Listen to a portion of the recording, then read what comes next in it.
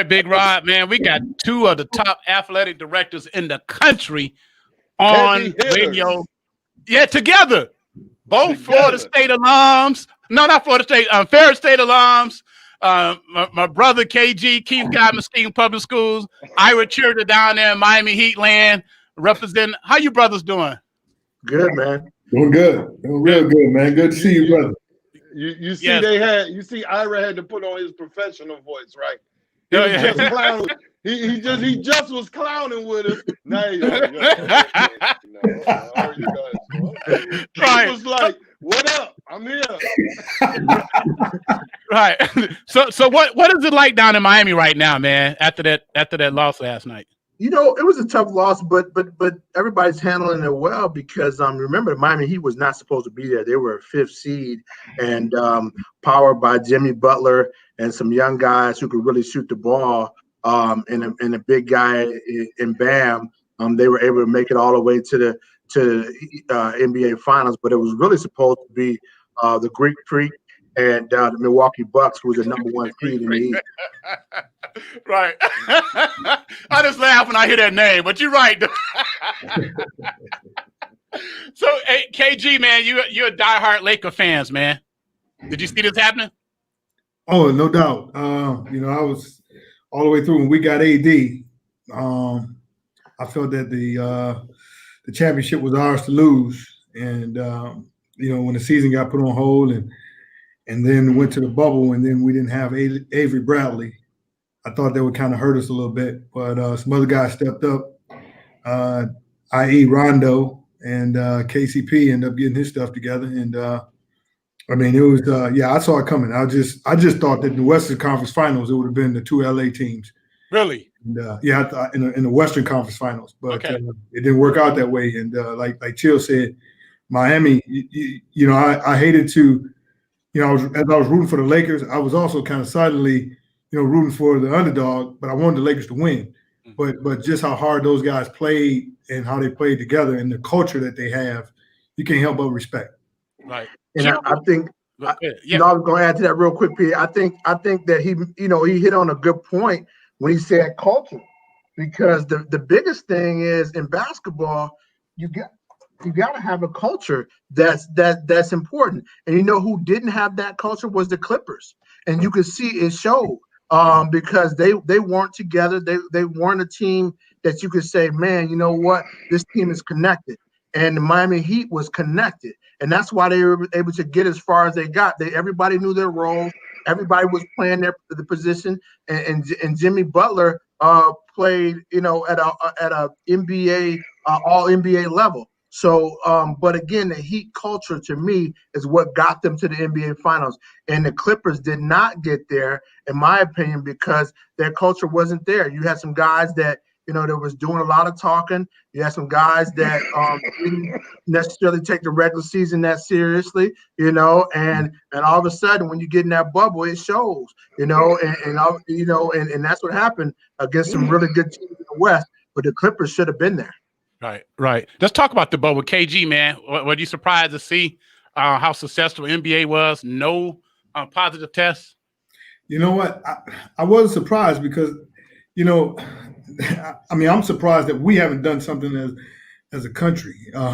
Something similar to that is just shut the thing down and see what happens. Because obviously the NBA did something right because you see COVID didn't follow them to the bubble. And they were there over 100 days and no positive tests. And so that speaks volumes to the protocols and the things that they had in place to prevent any spread of the virus. Wow. Now, you guys represent two different states. You in Florida. I chill in Florida. You in Michigan. You represent one of the top football programs in the country, hands down, Muskegon Big Reds. And you got a championship underneath your belt in basketball. Chill represent one of the top private schools in the state of Florida and one of the top in the country. What? And I'm coming to you, Chill. What did y'all do to protect your kids from this COVID-19? What have y'all done down there in Miami? Yeah, we've done a lot. We've had protocols. I mean, you know, we go through a protocol every single day when our student athletes come to campus, or when our students come to campus, and then we go through another protocol when they come for practices. And part of that is obviously the temperature check, but then a screening also we do, and then we also give them a wristband and let everybody know that they've been checked in, and then we have our trainers there on staff to make sure everything is going well. So and then we have a COVID-19 task force that also manages this whole process as well. So our coaches have been trained and COVID trained as well. So it's a whole system, probably similar to what they do in Michigan as well there in Muskegon. But this is something that we take very seriously. We just got back to start playing in the last couple of weeks, and it's going well so far. But yeah, I mean it's a great system we have in place. Any positive tests? No. We've been fortunate. I mean, knock on wood, our student athletes have not had any positive tests, so that's good. You guys got the cure down there anyway at that school you at. So, KG, what have y'all done, man, in Muskegon, man? It's similar to what Chill said. We have the protocols in place where we do the temperature checks and the screenings. Making sure people wear face masks. Football's a little different. We have the shields.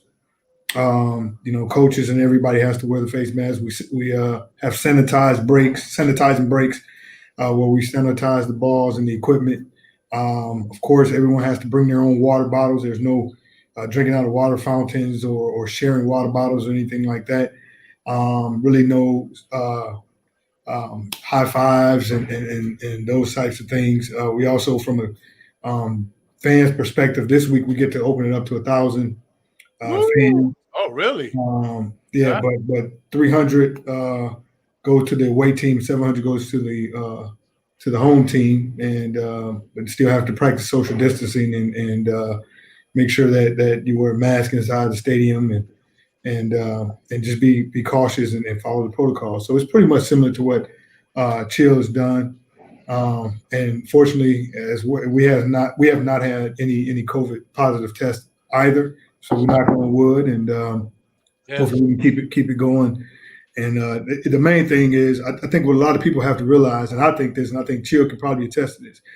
Most of the time, I don't think if kids get it, they're not getting it from the sport. They're getting it what they're doing outside of the sport and who they're around and the people that they're seeing. And so I think inside of our bubble and what we're doing, we're trying to keep everybody safe, and we're testing and screening. If you can't pass the screen, you don't even get to practice. You have to be off until those symptoms leave, or you have to get a COVID test to be or doctor note to be brought back.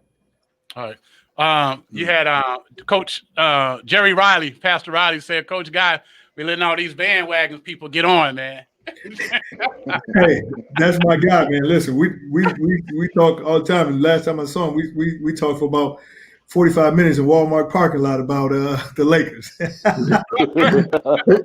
let me say this, PA. I do want to say one thing. With LeBron, can we please stop all the people out there who are hating on LeBron? If you think Jordan's better, that's fine, that's cool, and he very well may be. But what LeBron is doing right now is unprecedented. Can we please just for once enjoy him instead of always comparing him to Jordan or Kobe or this person or that person? What LeBron is doing in year 17 is unbelievable. I mean, to play this long and be 35 years old and year 17 still be the best player in the world, to be averaging nearly a triple double in the finals, to put up numbers that are staggering. I mean, what we seen, and to have the endurance and the capability to keep it going. Look what Jimmy Butler did a few games ago, and then he came back yesterday. He didn't have the energy to do that, and LeBron is doing that game in and game out. So I mean, at 35 years old. So I mean, and everything I just said about what he's doing on the basketball court, 4 times in the finals, 4-time MVP, 4-time final NBA champion, 4-time finals MVP, is unbelievable. And what's even more impressive about LeBron is what he's doing off the court is more impressive than what he's doing on the court. Can we give a clap for that? I mean, the voter registration, with the schools, with all of that, I mean, it's unbelievable. Is he the GOAT, Chill? No, I still think Jordan's a better player, but it's really close. And if I was starting a franchise, I would take LeBron. LeBron would be my number one pick over anybody in history if I was starting a franchise. But if you ask me who had did Jordan have a little better career? I think Jordan had a better career because he won 6 for 6 in the finals, and it's hard to ever beat that. But man, what LeBron has done when it's all said and done, he's going to be the all-time leading scorer. He's going to be right up there in assists. He's going to be right up there in rebounds. He's going to won more playoff games than anybody in history. I mean, some of the things he's done is just amazing. Again, I'm more impressed with what he's done in the community. Hasn't had any off the court issues. Has been A1 with all the things that he's really done. Like I said, the voter stuff, the schools, how he's helped the community. And one thing I want to say, the last thing I want to say about LeBron, the thing that really impressed me was, I remember when he first came into the league, he put his team together. His team was 4 African-American men that called themselves the 4 Horsemen. And he met Rich Paul. He put Rich Paul on as agent, and everybody said, "Oh man, he needs to get an established agent. He shouldn't have him. He doesn't know what he's doing." Well, years later, Rich Paul has a bunch of people, and all LeBron's moves he's made with his 4 people has been very successful. To have 4 African Americans in those roles be successful, that helps all of us move forward in a lot of different ways. What do you think, KG? Is he the GOAT? Well, no, I don't think he's a GOAT. And unfortunately, I think, when you look at Mike and I think there's some other people who are still kind of ahead of him. But I do like him. I'm a Kobe fan, and I appreciate, I like LeBron, and I really started liking LeBron more. And now he's a part of our family. He came part of the Lakers family. So I like him. But there's a lot of people I think that should be in that conversation, like a Kareem, like a Magic, like Kobe. So it's a lot of people should be in that conversation. Now, where I think LeBron is the GOAT is what Chill alluded to a few seconds ago, is that what he stands for as a man. Off the court, I think he's the GOAT. I don't think any other athlete besides, back in the day and Muhammad Ali and those guys and Colin Kaepernick, but today's time, he does not mind taking a stance on something. Right. And and as great as Michael was, Michael didn't take a stance off the floor. And that's not a shot at Michael. But I think Michael could have changed a lot of things in a lot of lives by just standing up like LeBron is. So when we talk about the GOAT, I will give him that, being the GOAT off the court, an athlete who's standing for something and trying to affect change. Right. We got a few more comments. Big Rob, I'm coming to you after I read these comments. Brian Briggs, I think he down in Carolina, said LeBron has been the guy since day one and lived up to it. Ebby Walls, agree, Ira, let Bronny have his moment and give him his respect. That's what he talked about last night. Give me some respect. Michael Anthony Smith down in Houston, Texas said the Lake Show. Pastor Riley, you tell Coach Guy, I'm still waiting on my big red garments if I'm coming to watch the game. You got a title right there. About to put on that I got it. With his name on his seat. Okay, then. Sean Jackson down in Jacksonville, Florida says, why isn't Kareem not the GOAT? Brian Briggs said LeBron came from high school, bro, and lived up to the hype. Pastor Rodney Whitlaw down in Atlanta. I'm so proud of Coach Guy and Ira Childress. I ref both of them while they were in high school. I'm so proud of both of y'all. Love you both. Keep up the good work. I'll send them That's real, much love, much love. And the Kareem comment, Kareem should definitely be in the conversation as the GOAT. But you know what? A lot of people didn't get it. A lot of people our age didn't get a chance to see the best Kareem. The best Kareem was not with the Lakers, believe it or not. The best Kareem was with the Milwaukee Bucks. Yeah. In the early 70s when he led them to the title with a guy named the Big O, Oscar Robertson. So that was really peak Kareem. When you saw him with the Lakers in the late 80s, he was still deadly with the sky hook, but at that time he was past his prime. He was not the same guy he was back in the day with the Bucks. So I will say Kareem should be in that conversation. LeBron, if you want to throw Kobe in there, throw Kobe in there. It's been Magic, of course. Should be in there. It's been a lot of great players. Yeah. Hey, Big Rob, go ahead, Big Rob. Oh, I'm good, but I want to touch on Kareem. Kareem was the man. I mean, a lot of the stuff that he did with the Bucks was back in the day was amazing. Yeah. You know, I know we gotta recite. You know, give the new guys they flowers. I understand that, but you know, people be forgetting about the Kareems and all of them. You know, so and yeah. He stood up with the honorable.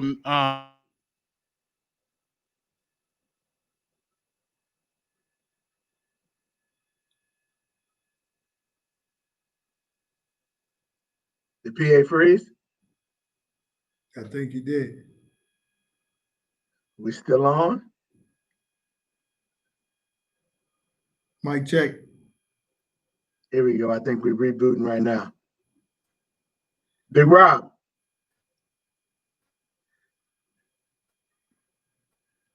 Yes, sir. Yeah, I think we froze a little bit there. Is PA still there? Yeah.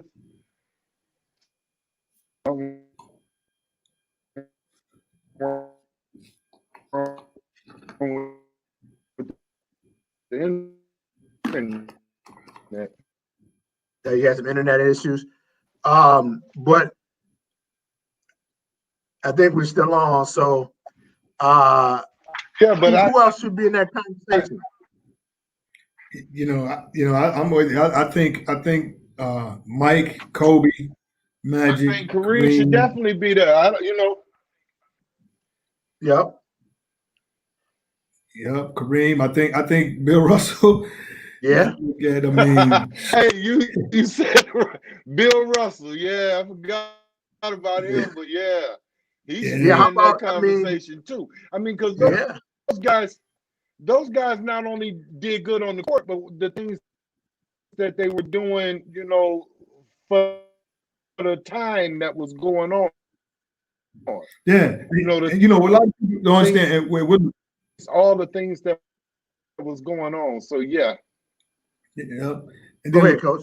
LeBron, Bill Russell, and the one thing that LeBron that I respect that he's taking advantage of is technology.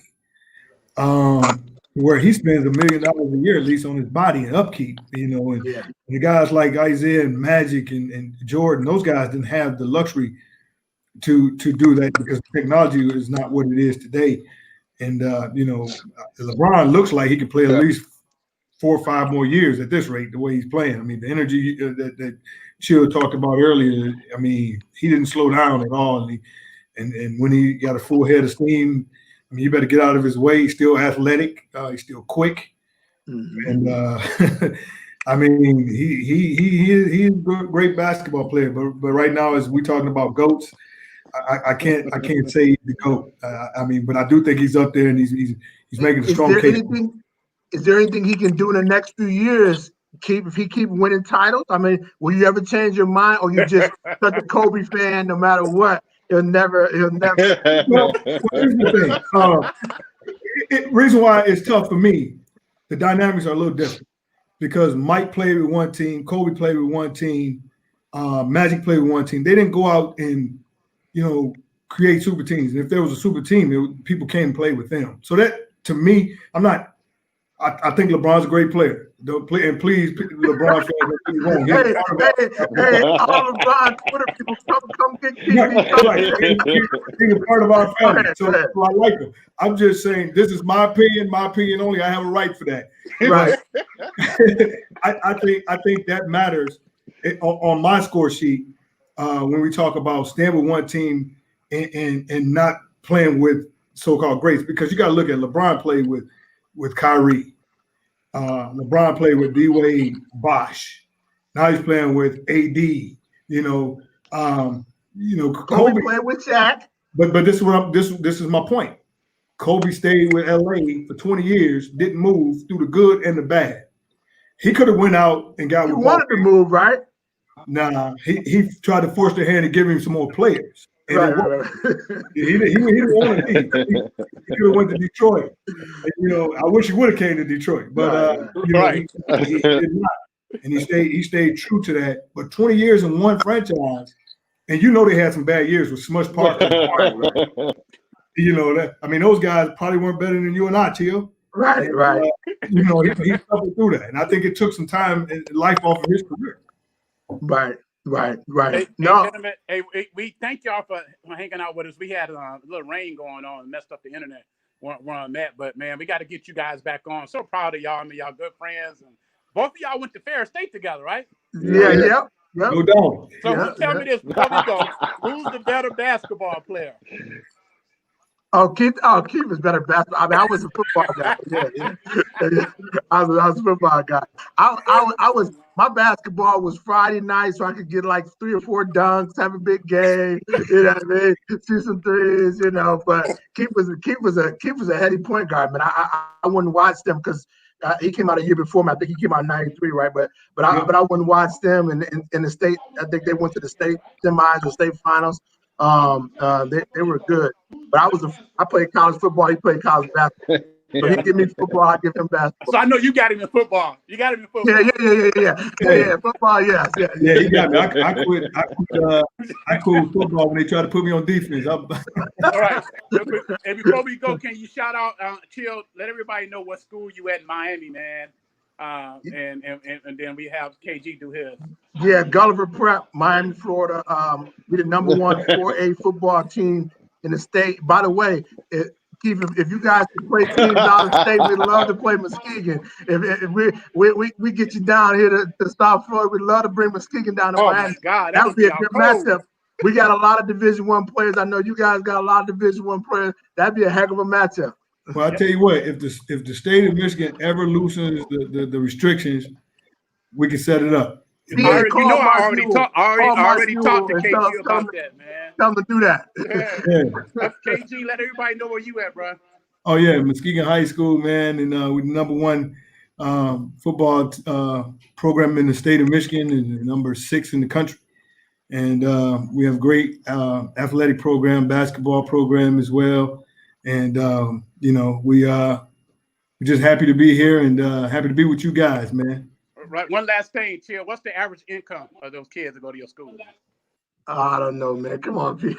I have no idea. You know, Gulliver is a great school, man. It's an independent school, so we gotta, but it's a great school, man. Chill stutter. Right. Hey, how many of those folks get hot lunch? Chill stutter like what going on? And I've never lost for words, right? No, never lost. All right, man. Hey, appreciate y'all. Take care, man. Peace and blessings. Take care.